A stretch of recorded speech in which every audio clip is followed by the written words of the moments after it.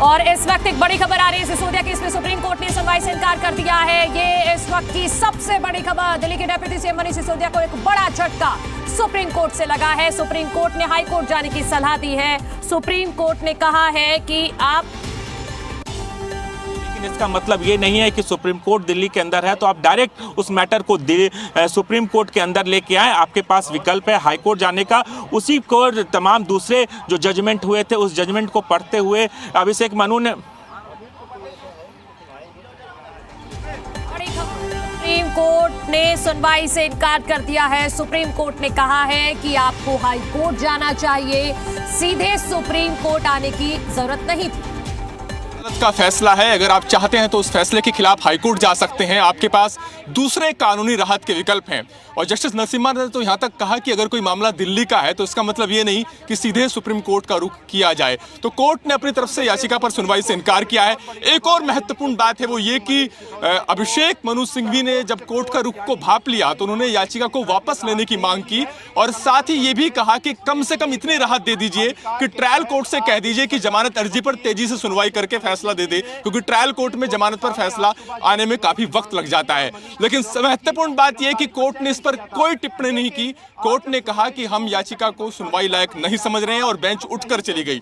यानी अभिषेक मनु सिंघवी कम से कम ये राहत चाहते थे मनीष सिसोदिया की तरफ से कि अगर सुप्रीम कोर्ट सीधे एंटरटेन नहीं कर रहा है तो ऐसे सूरत में जमानत अर्जी पर जल्द सुनवाई का निर्देश ट्रायल कोर्ट को दे दिया जाए। लेकिन सुप्रीम कोर्ट ने इस पर कुछ नहीं कहा है और सुप्रीम कोर्ट ने कहा है कि अपने इस स्टेज पर कोर्ट का कोई दखल नहीं देने जा रहा है। कोर्ट जो सिंघवी की अगर हम दलीलों की बात करें तो उन्होंने कई पुराने जजमेंट का हवाला दिया था। मसलन विनोद दुआ केस का हवाला दिया था, अर्नब गोस्वामी जजमेंट का हवाला दिया था, अर्नेस कुमार का जो जजमेंट है उसका हवाला दिया था। लेकिन सुप्रीम कोर्ट ने कहा कि जिन जजमेंट का आप हवाला दे रहे हैं वो एक पत्रकार की अभिव्यक्ति की आजादी से जुड़ा मसला है और आपका जो केस है वो प्रिवेंशन ऑफ करप्शन एक्ट के दायरे में आता है। ये सीधे तौर पर भ्रष्टाचार के आरोप है।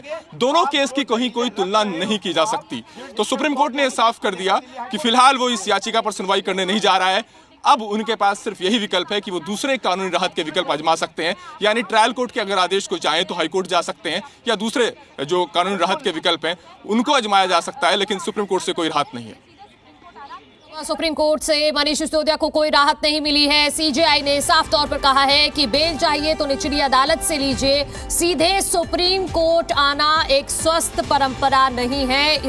अगर दिल्ली में सुप्रीम कोर्ट है तो इसका मतलब ये बिल्कुल नहीं है कि हर मामले को सुप्रीम कोर्ट में लाया जाएगा। तो ये बड़ी टिप्पणी सुप्रीम कोर्ट से कही गई है। इस मामले में सुनवाई सुप्रीम कोर्ट नहीं करेगा।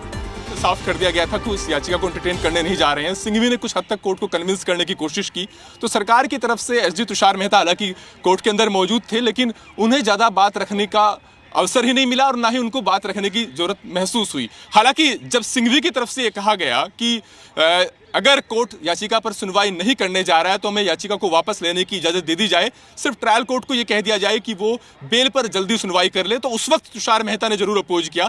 तुषार मेहता ने कहा कि इस केस का स्टेज देखिए जो कि अभी ट्रायल कोर्ट का आदेश है जिसमें ट्रायल कोर्ट ने 5 दिनों के लिए कस्टडी में भेजने का आदेश दिया है और ऐसे सूरत में ट्रायल कोर्ट को यह कहना कि जमानत अर्जी पर जल्द सुनवाई करे यह निश्चित तौर पर निचली अदालत के काम में दखल होगा और इस तरह की कोई बात कोर्ट की तरफ से नहीं की जानी चाहिए। तो ये जरूर तुषार मेहता जो सॉलिसिटर जनरल थे उन्होंने अपनी बात को रखा और यही वजह है कि कोर्ट ने भी इस बात को समझा और कोर्ट ने अपनी तरफ से ऐसा कोई निर्देश नहीं दिया कि निचली अदालत इस तरीके से सुनवाई करे या निचली अदालत जमानत अर्जी पर जल्द सुनवाई करे और बेंच ये कहते हुए कि हम याचिका को एंटरटेन नहीं कर रहे हैं उठ करके चली गई।